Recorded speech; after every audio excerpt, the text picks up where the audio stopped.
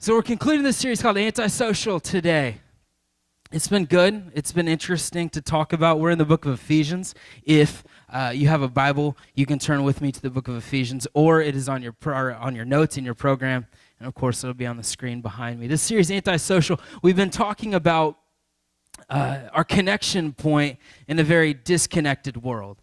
Connection with the people around us. Last week we talked about unity in our church, unity in the community. And today we're talking about our connection point with God.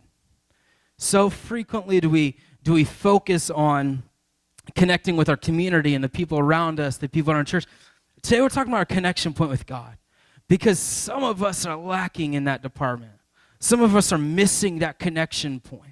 So what we're going to do this morning is we're going to take a little test, okay? It's a church test. So it's a personal test, so no one's going to know if you lie on your test, okay?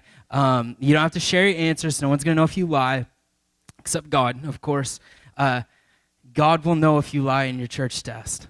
It's going to be a secret test, but it's a test no less. And here's the thing about tests. I am aware when it comes to self-evaluation that it can be kind of difficult to evaluate ourselves, okay? So over the next 25, 30 minutes, I want you to evaluate yourself. I want you to look at where you're at.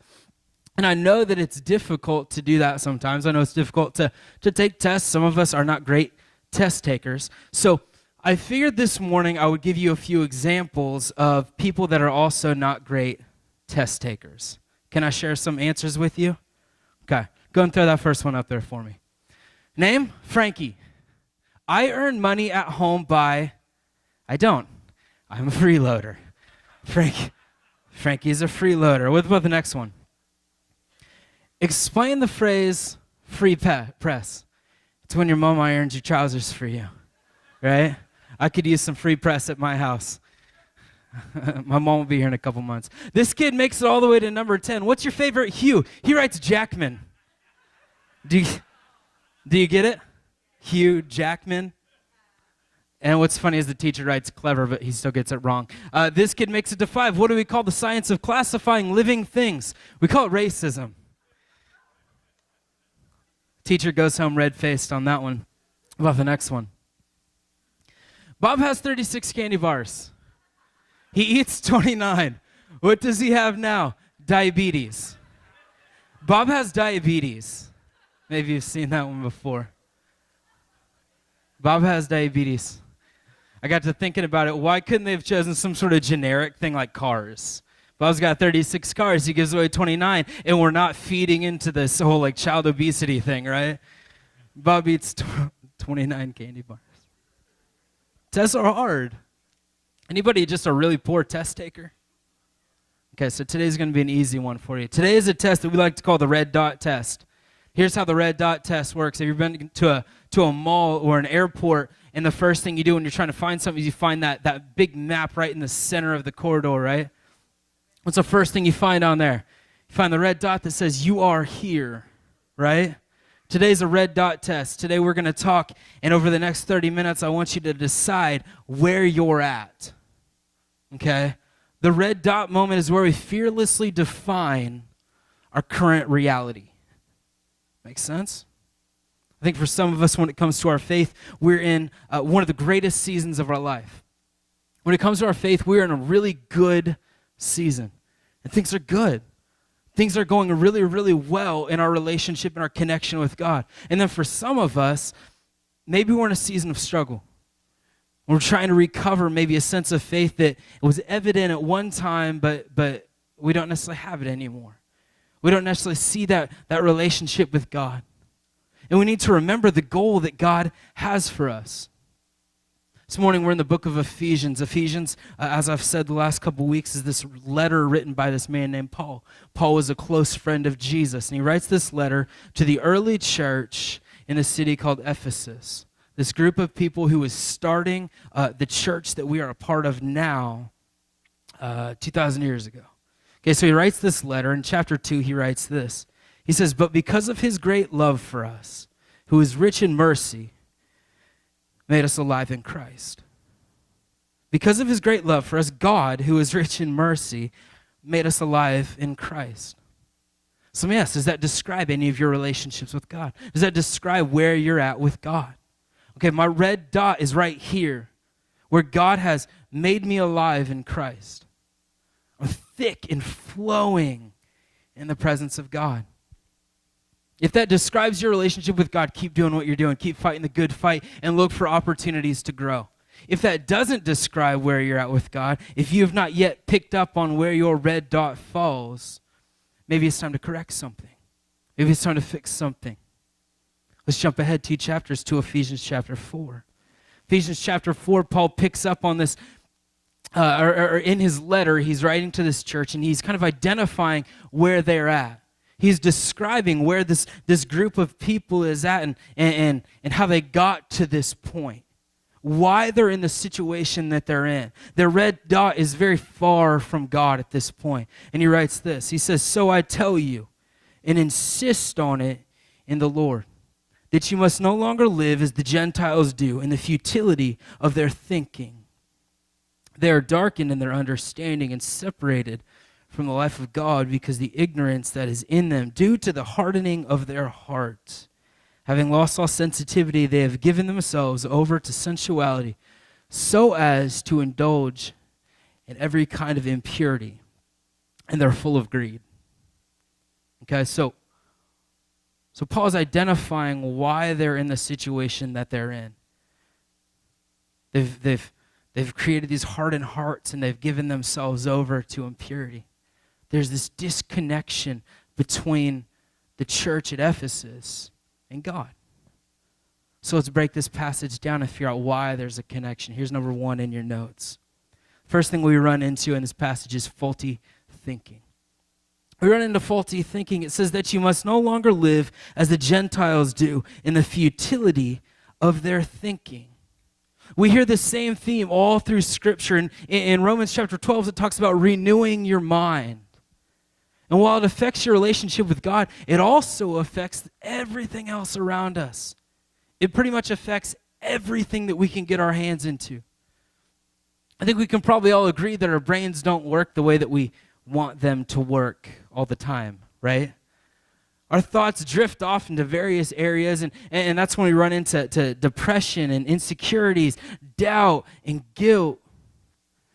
And really the same translates in the way that we feel about God, in the way that we think about God, in the way that our brain works towards God. Because we think that God is mad at me, or that God is upset with me, or disappointed in me, or that God is cursing me, that God is punishing me. And it's simply not true. And with people, we think that disconnect a lot of times is personal. It affects our relationship with God, but it also affects our relationship with people, and we think that it's personal. Our faulty thinking, let me ask you this, let me put it in 2018 terms. Some of you aren't with me on this because you're still in 98, but jump ahead with me. Anybody ever sent a Facebook request and not gotten a response on it? You know what I'm talking about? Maybe you add a friend and then they never actually accept it. And then all of a sudden, what do? You start questioning life, right? Like, what is the meaning of life, right? And it's true, like we really do. We get insecure about our dumb Facebook requests. And the reality of it is they just don't want you on their Facebook because you post too much.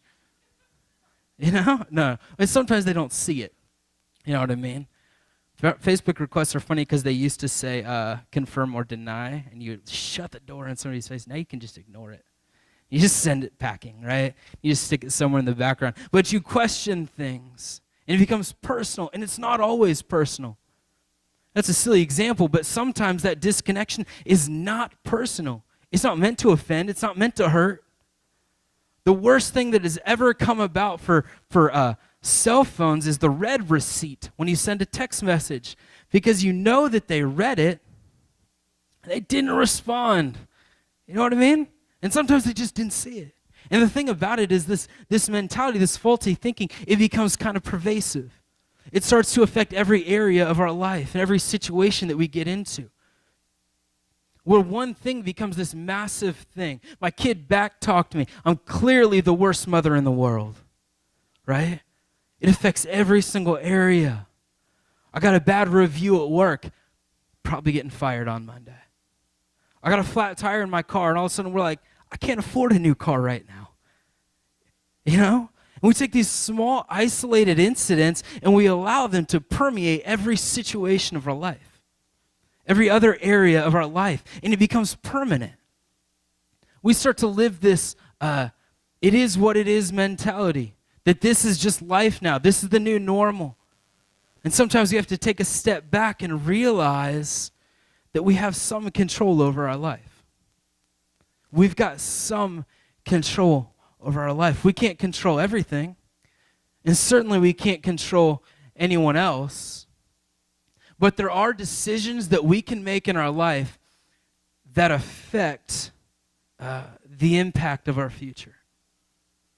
The way our brain works is crucial. Number 2, there's a disconnect because of intentional ignorance. Intentional ignorance. This is when we decide not to learn something so that we don't have to take responsibility for it later. You ever done that? The weird thing is when we evaluate life, how frequently we do this. How frequently we ignore information so that we don't have to take the responsibility for screwing something up later. And it's weird how frequently we actually do it. We do it in our faith. We do it in our financial planning. We do it in our parenting. Things that should matter the most, we ignore the intelligence. Leads directly to number 3. Brace yourself. Stubborn stupidity. Anybody stubborn? You claim that a little bit? Don't claim that. Don't raise your hand. Nobody wants to know. You're like, I'm going to raise my hand no matter what. I don't care what anybody says. Do you get it?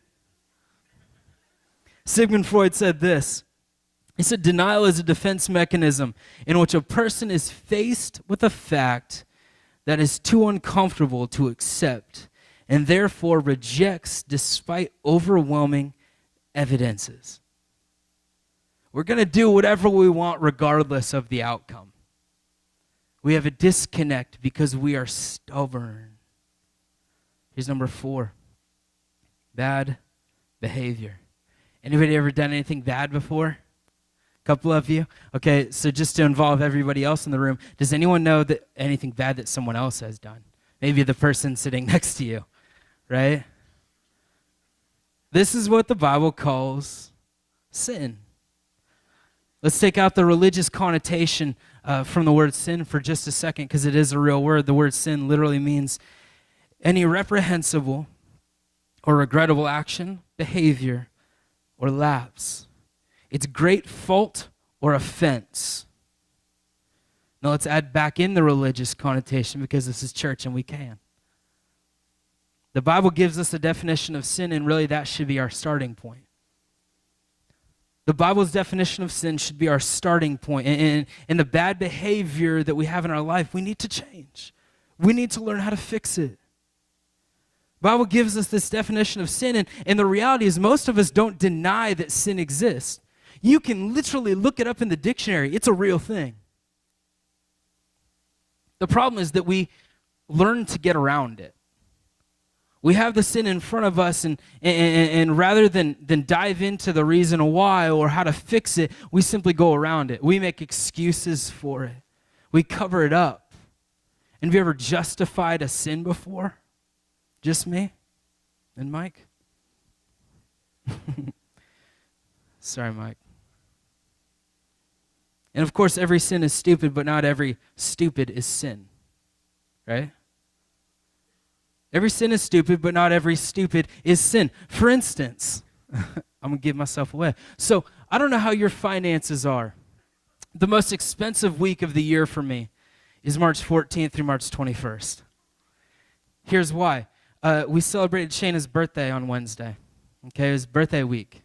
By birthday week, I mean March 14th through March 21st is Shayna's birthday. We celebrate Shayna's birthday for 7 days. This year, it's a little bit longer. And I don't mind it because I love her. And also, I'm awesome at gift giving. I mean, truly, truly good. Just wait until I decide to give you presents. You're going to love it. So this year was a little different. Here's how this year went, okay? Day 1 of birthday week, I knocked it out of the park. I mean, really good, right? Day 1 was really, really good. Spot on day 1. Day 2 was really, really good. I woke up, or I didn't wake up. I waited till Shayna fell asleep around 12:30 on day 2, and I painted our bathroom in the middle of the night. She wakes up, there's a card, and in the bathroom's all painted. She's weeping and sobbing because of how impressed she is with me.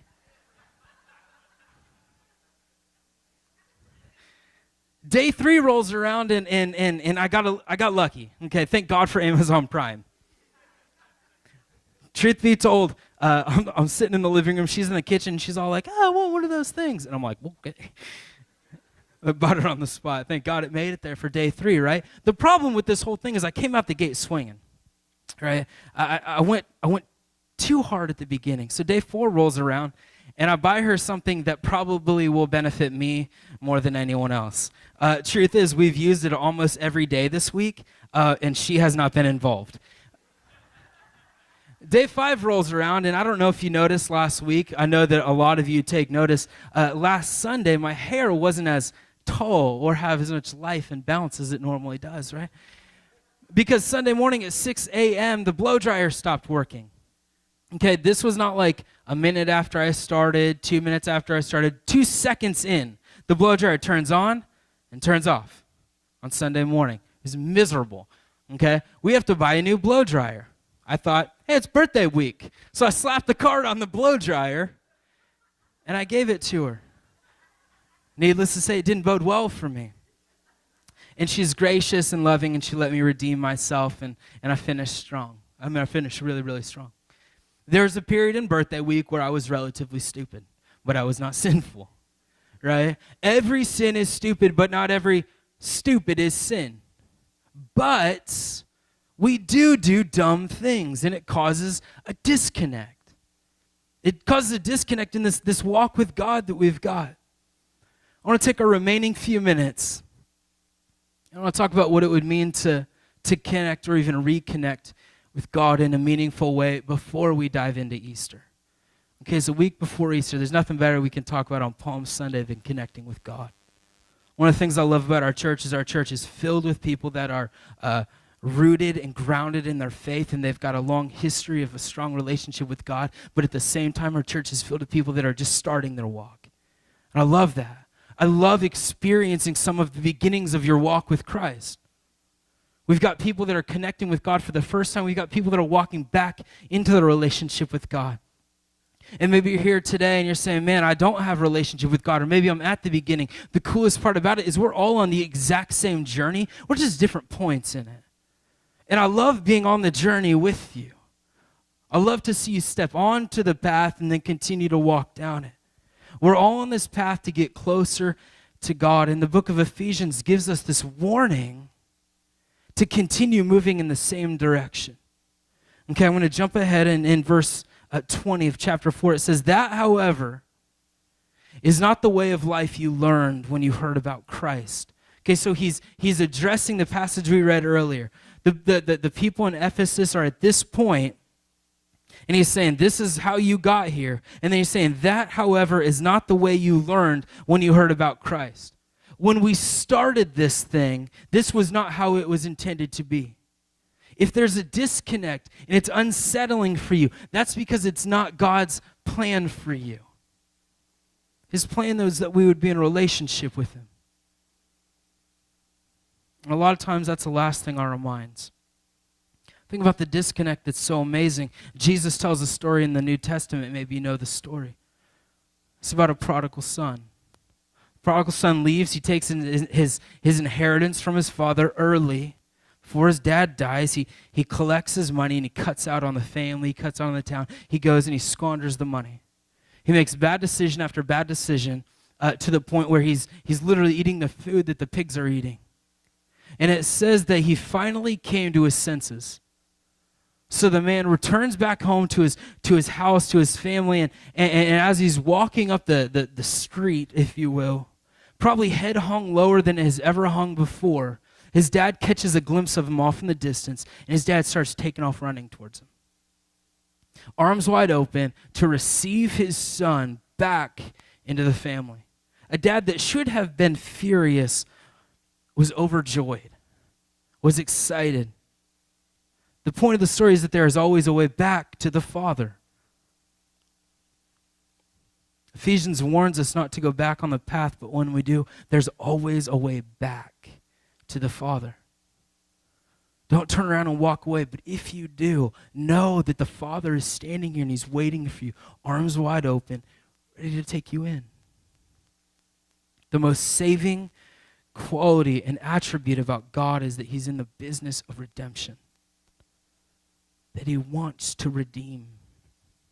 You with me? He wants you to come back, and it's guilt-free, and it's shame-free. He's not mad at you. He's just glad you're back. He doesn't necessarily care why there was a disconnect or how there was a disconnect. He's just glad the disconnect is done, that you want to come back. So look, it's 4 things, 4 attributes or aspects that center around this. Here's your first one. Reaffirm tested truth. Reaffirm tested truth. There is truth about God. There's truth in God. There's truth from God. I believe in God because the things I have seen God do. And as a result of me believing in God, I choose to live a life that God told me to lead. Because I believe him, because I believe that he's there, because I believe he is who he says he is, I lead a life that comes from this book. Last Sunday, I got lost. About 4 o'clock, I got lost on a YouTube trail, okay? I sometimes tell you about my YouTube trails. They're daily events. And so last Sunday, about 4 o'clock, I got stuck on this YouTube trail from Bill Nye.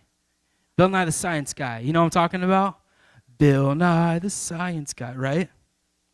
I get caught in this thing about 4 o'clock. Shayna leaves at a little before 6 to go to this Bible study. She comes home at 10 o'clock, and I'm neck deep in Bill Nye debate, right? I mean, we're talking 6 hours of Bill Nye.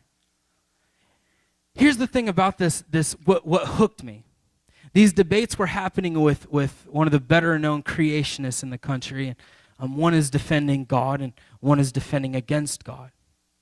When I grew up, Bill Nye was the science guy, right? He was goofy, and he taught us about science in a wacky way.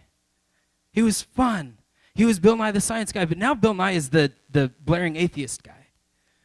And he's very, very angry. I mean, like, weirdly angry.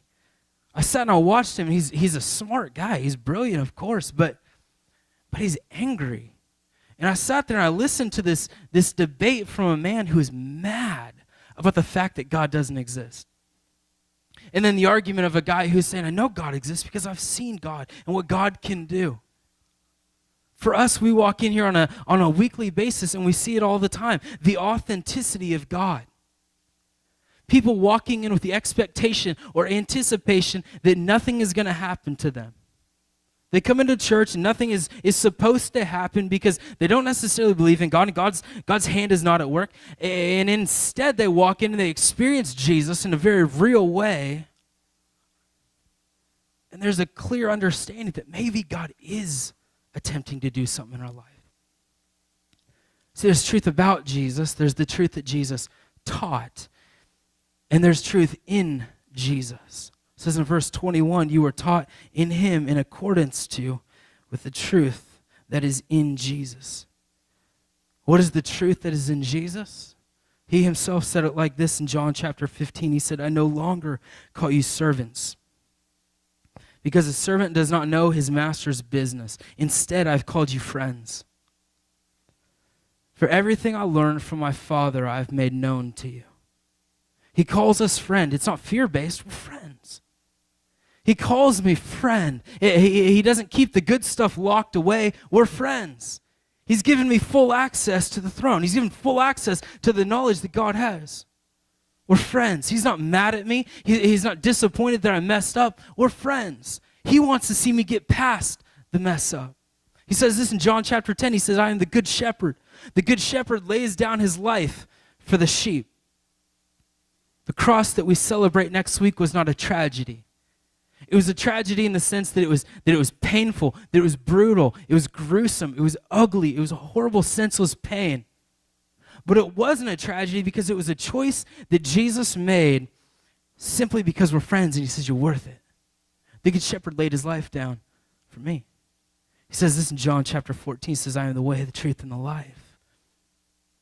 What's the truth in Jesus? He's the way, the truth, and the life. No one comes to the Father. No one gets the full access to God but through Jesus. John chapter 10 says, very truly I tell you, I am the gate for the sheep. All who have come before me are thieves and robbers, but the sheep have not listened to them. I am the gate. Whoever enters through me will be saved. You've probably heard before that sheep are all sorts of dumb, right? There's a general understanding that sheep are dumb. And then all through Scripture, we're compared to sheep. Well, Jesus, back up. We're friends, right? Here's the thing about sheep. When you really look into it, sheep are not dumb. Sheep are innocent. They're innocent. They're friends with each other. They're incredibly social with each other. Sheep won't defend themselves or run away from a predator. They'll all huddle up because they're friends, and there's groups and numbers, right? We say that sheep are dumb because if one walks off a cliff, all the others will follow, right? If one sheep walks off, if your friends were all jumping off a bridge, would you jump off a bridge? Probably, apparently, right? That's the sheep mentality. And so what happened is it was the shepherd's responsibility to take care of the sheep. So what would happen is they had two pens that they could use for sheep back then in the Bible times. In the middle of the city, they had this huge pen that shepherds could bring their flocks to, and there was enough room for multiple flocks, and the shepherds could use this pen and whatever else. And so you had this really good city pen. And then out on the countryside, they had a pen for the sheep that were smaller and a little more rugged, and the shepherds would take piles of rocks, and they would build this wall out of rocks. It was primitive and it was ugly, but it kept the sheep safe. So they would build this pen with this wall of rocks, and there would be an opening in the middle of the pen or on one of the walls. And the shepherd would drive the flock in, and then he would lay down in the opening. So that from all sides of this pen, the sheep were protected from predators or whoever might be trying to get the sheep. And the only opening, the only way into the sheep was through the shepherd. If you wanted to get to the sheep to kill them, you had to go through the shepherd first. Jesus makes this bold comparison, this likening with us to sheep, and then the predators and the ones that are preying on these sheep to the Pharisees and the religious leaders, the ones that were trying to attack the sheep. And Jesus says, man, I drive them into the pen, and then I am the gate. There's an opening, and I lay down in it. I'm the gate. I'm the door. I'm the fence in front of it. I'm the one that is protecting you from certain death. Me being this hedge of protection is salvation. It's a wall between you and the predator. The wall is Jesus. See, we build or we rebuild this connection with God when we rest in the fact that he's the only thing that stands between us and certain death. Your connection point is rebuilt when we realize that he is the only thing that stands between us and certain death. Here's number 2. You with me still? Come on. Release some old habits. Verse 22 says, to put off old self. This is sin. This is the stuff that keeps us from coming back to God. This is the stuff that keeps God's hand from working in our life. Jesus says in the book of John, the truth is what sets people free. So I have to be humble enough to admit the truth. The truth is in Romans chapter 3, that all have fallen short of the glory of God. That each one of us have sinned, and we come up shy every time. The truth is what sets us free. What's the truth? We're all sinners. That we're all coming up short from righteousness. When I was young, I loved this band called MxPx. Have you ever heard of them? Okay, just me. Thanks, bud. I love this band called MxPx, and they were good. some of life's great philosophers. They write some of the most incredible lyrics, such as, "It's about time for a party at my house." And it would not be the same without you. Deep, deep stuff. And they had a song that was called, "I'm Okay, You're Okay." It was a really, really good song. Maybe you even heard that phrase before. The problem with it, and while this band was incredibly deep and profound, the problem with this title is that it's not true. I'm not okay and you're not okay. But that's okay because God makes us okay. God takes us where we're at, even though we're not good, and he fixes it. And he makes us better. It's where we start to release bad habits, the addictions, the pride, the sexual sins, the greed, the callousness. And we allow God to make us okay again. One step done really, really well leads to momentum. One step in the right direction that's done really good leads to momentum in our life. The problem is that we're not taking the steps. How can we gain momentum if we're not moving? Learn the process of releasing bad habits and take the next step to get you to the next place. Gain momentum in your life. Learn the process of releasing bad habits in an effort to take the next right step in your journey. We're all in the journey, so learn how to release the stuff that's preventing you from moving forward. Number 3, develop a new attitude towards God. Notice I didn't say new belief towards God. That's a different message. Develop a new attitude towards God. Here's what our attitude does. Our attitude plays into the way that we feel. And the way that we feel plays into the way that we think. It influences our thoughts. And the way that we think and our thoughts impact what we do. Do you see the transition? Your attitude affects your thoughts. Your thoughts impact the way or the things that you do.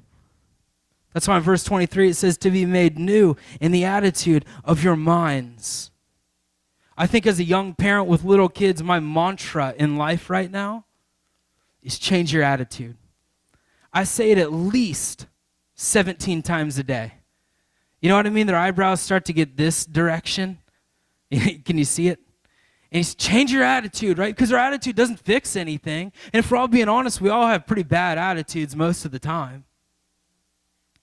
And what happens is we allow our bad attitudes to steal our joy, to steal the joy that we're freely given from God.